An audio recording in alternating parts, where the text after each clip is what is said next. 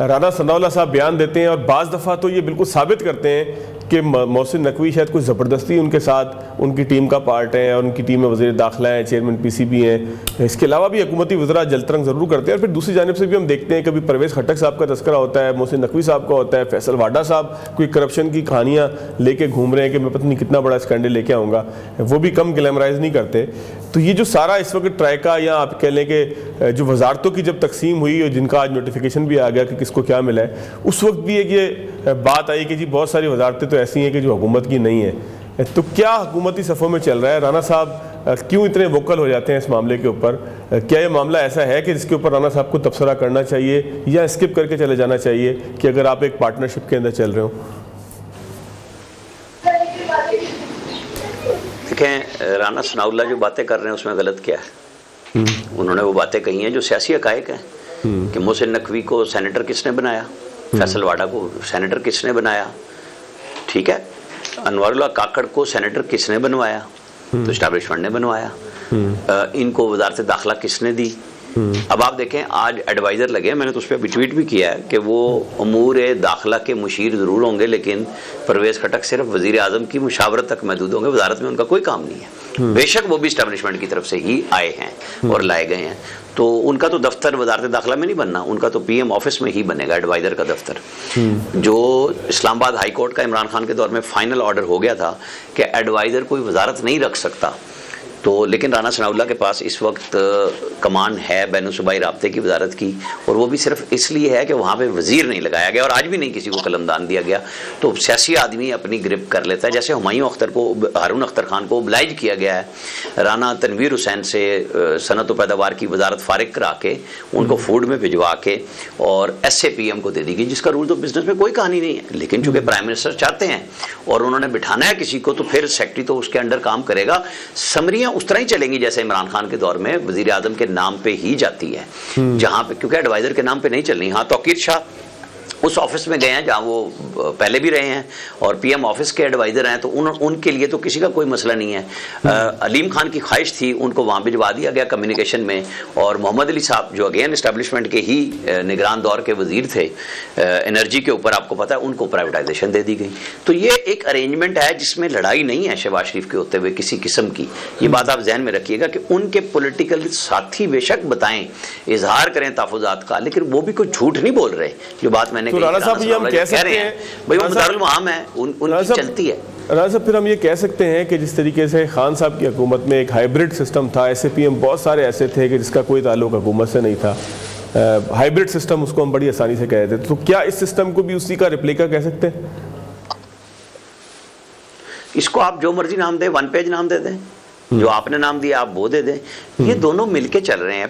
हुकूमत जो मतलब शहबाज शरीफ साहब हैं और आर्मी चीफ हैं, वो कोई तकरीर पूरी करते हैं शहबाज शरीफ साहब जब तक आर्मी चीफ का नाम ना लें, ताकि वो जो पूरी कोशिश हो रही है इस वक्त गेट अडियाला जेल से कि गेट नंबर 4 में एंट्री मिल जाए, वो शहबाज शरीफ रास्ता नहीं दे रहे किसी किस्म का, क्योंकि कोई जहन में सोचे ना। आपको पता है वन पेज था, लोगों ने अब फवाद चौधरी की तकरीर कल परसों से लगाई है कि हम तो जनवरी 28 में भी हम ही बैठे होंगे, आप जो मर्जी कर लें।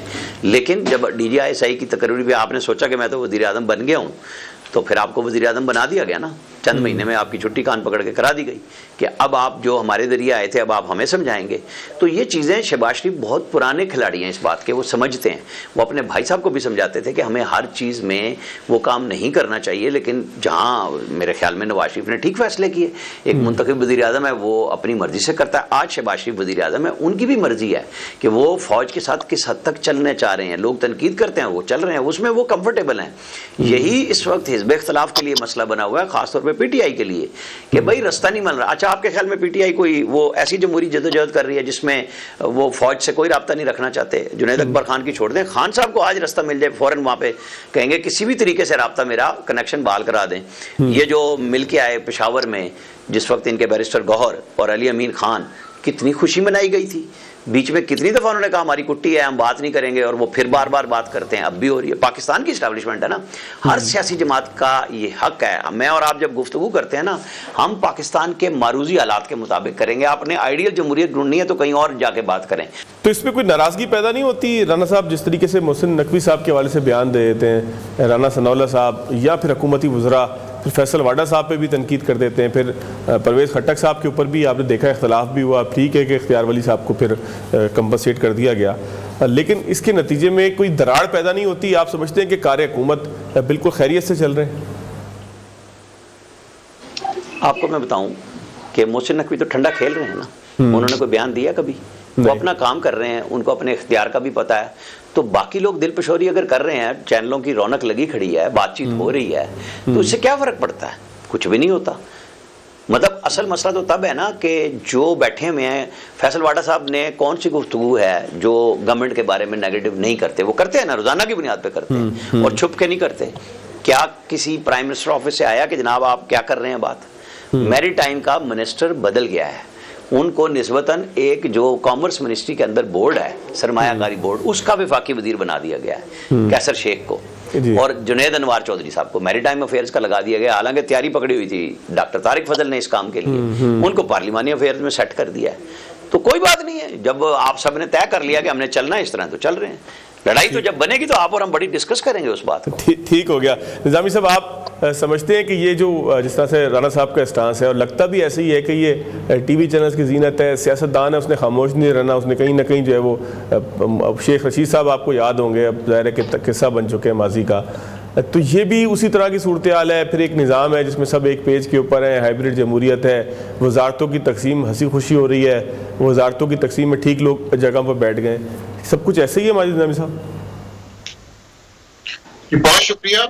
मेरा तो ख्याल है कि ये जो तमाम मामलात हैं जिनमें कई गैर कानूनी और गैर आईनी चीजें हैं, उनको नॉर्मलाइज या ग्लैमराइज करने की जरूरत नहीं होनी चाहिए।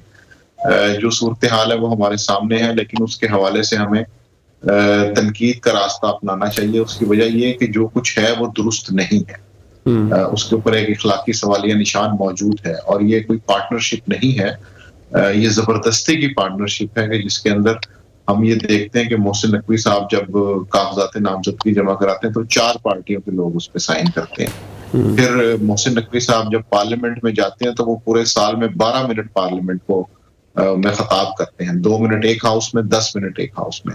तो अब उन 12 मिनट को भी बचाने के लिए गवर्नमेंट ने उनके साथ स्टेट मिनिस्टर फॉर इंटीरियर जो है तलाल चौधरी का तकर्रुर कर दिया है, ताकि मोहसिन नकवी के वो 12 मिनट भी बच जाएं और उन्हें पार्लियामेंट में ना आना पड़े।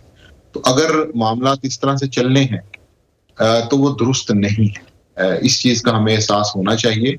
और उसकी वजह यह कि स्पेस जब एक दफा चली जाती है फिर वो वापस नहीं आती, फिर उससे अगला कदम शुरू होता है। ये हमने इमरान खान की हुकूमत में देखा, और उसके बाद हम ये देख रहे हैं कि अब अगर वो उस वक्त 40% था, अब वो 60% है, अगर उस वक्त 60% था तो अब 80-90% है। इसलिए मैं समझता हूँ कि वजारतों की हद तक ये चीजें आपको इस चीज का बताती हैं कि मामलातों में क्या खराबी है, और उस खराबी की निशानदेही करना जरूरी होता है।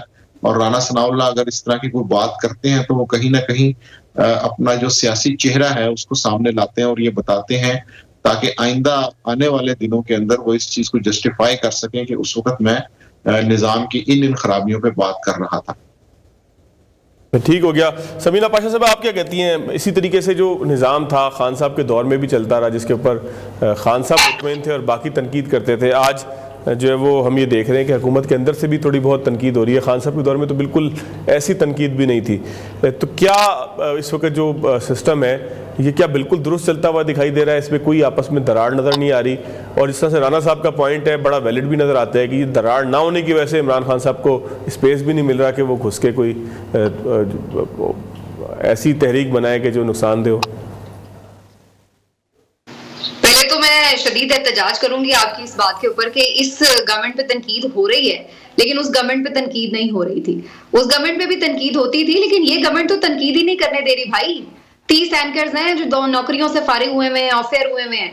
पीका एक्ट आ चुका है मुल्क में, आपकी फायरवॉल लगी हुई है, आपका ट्विटर 1 साल से ज्यादा हो गया बैन पड़ा हुआ है, आपके जो यूट्यूब चैनल्स हैं वो सारे फायरवॉल की जद में आए हुए हैं, और आप कह रहे हैं कि इस मुल्क में तनकीद करने की इजाजत है। यानी कहां जाके मैंने तनकीद करनी है जनाब? तनकीद करने की इजाजत तो ऑपोजिशन को नहीं है। ऑपोजिशन के रहनुमाओं ने, बड़े बड़े नामवर रहनुमाओं ने एक हॉल बुक करवाया था कि जनाब हम वहां पे बैठ के बात कर लेंगे, तो आपने वो हॉल को ताले लगवा दिए और आप बात कर रहे हैं कि यहाँ पे तनकीद करने की इजाजत है।